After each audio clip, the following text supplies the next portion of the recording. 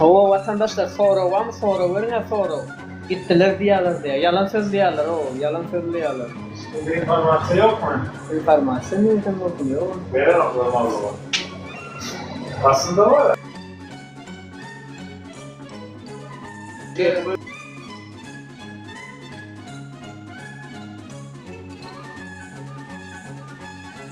Ben Sinop'ta kuryer ol işler, uç yol, de baktı görünür abi.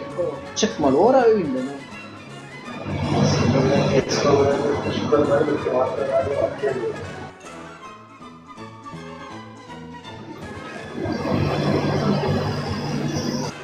Bak.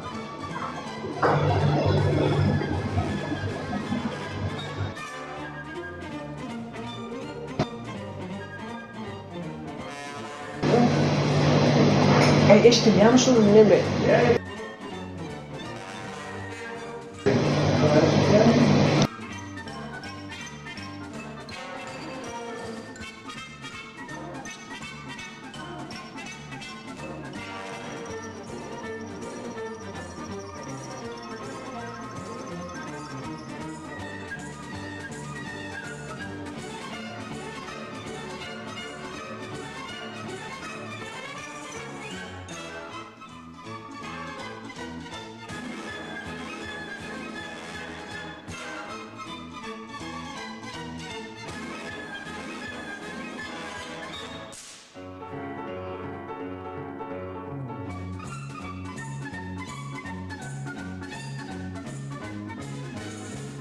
Mesela men Murat Kurbanow goldayan.